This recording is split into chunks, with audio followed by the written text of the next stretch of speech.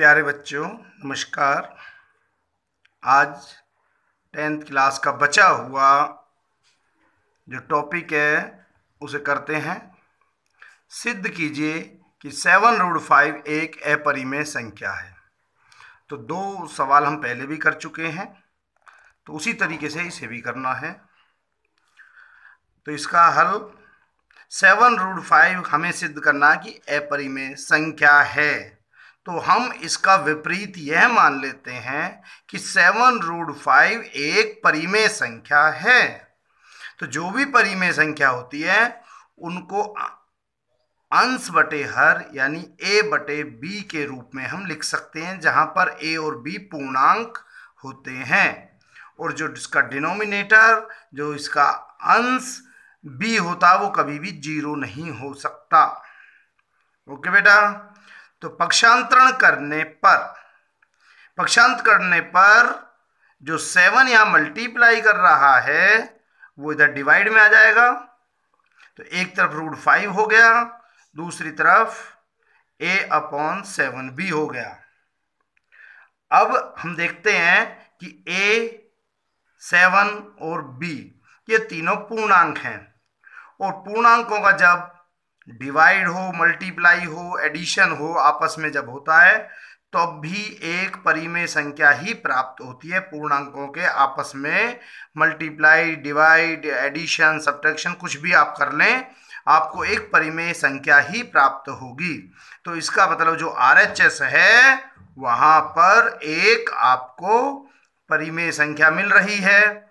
दूसरी तरफ आप √5 को कल भी और आज सुबह भी एक सवाल में सिद्ध कर चुके हैं कि √5 एक अपरिमेय संख्या है।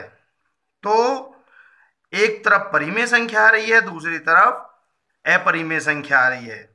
तो जो हमने ये माना था कि ये हमारी कल्पना गलत हो जाती है कि 7√5 एक अपरिमेय संख्या है, और ये कल्पना गलत होने के कारण हम कह सकते हैं कि 7√5 एक अपरिमेय संख्या है।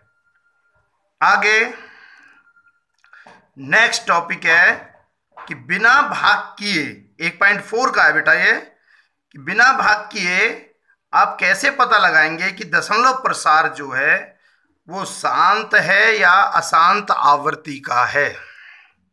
तो इसका बहुत ही आसान एक तरीका होता है कि सबसे पहले जैसे 17/40, तो 40 का हम फैक्टर करते हैं, गुणनखंड करते हैं। गुणनखंड करने आपने छोटी कक्षाओं में सीखे हैं। तो 40 के गुणनखंड आ गए 2 × 2 × 2 × 5। तो अब यह ध्यान से सुनिए कि यदि डिनोमिनेटर अंश में अकेला 2 हो नीचे, या 2 का कोई मल्टीपल हो, 2, 4, जैसे 2 की पावर 3, 2 की पावर 4, अकेला 2 हो तब भी शांत होता है। अकेला 5 हो, 5 की पावर 2 हो, 5 की पावर 3 हो, 5 की पावर 4 हो, तब भी शांत आवृत्ति का होता है। 2 और 5 दोनों के मल्टीपल हों तब भी शांत आवृत्ति का होता है। कहने का मतलब यह है कि 2, 5 या इनके मल्टीपल हों तो शांत आवृत्ति है। जैसे 17/120, 120 के आपने गुणनखंड किए तो आपको प्राप्त हुआ 2 × 2 × 2 × 3 × 5, 2 की पावर 3, 3 की पावर 1, 5 की पावर 1। अगर यहाँ पर 2 और 5 होते, केवल 3 नहीं होता, तो ये शांत होता, परंतु यहाँ 3 की पावर भी 1 आ गई है, इसलिए ये अशांत आवर्ती दशमलव प्रसार है। आगे देखते हैं, यह 3/8 लिखा हुआ है बेटा। तो 3/8 आपने 8 के फैक्टर किए, 2 की पावर आई 3, तो केवल 2 आ रहा है और 2 के पावर 3 आ रही है, तो ये शांत आवर्ती दशमलव प्रसार है।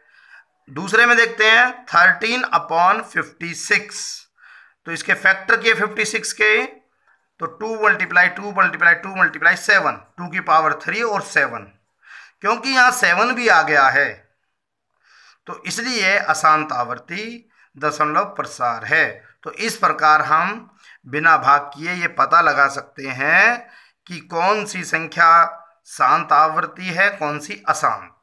शांत और अशांत के बारे में मैंने पहले भी बताया आपको।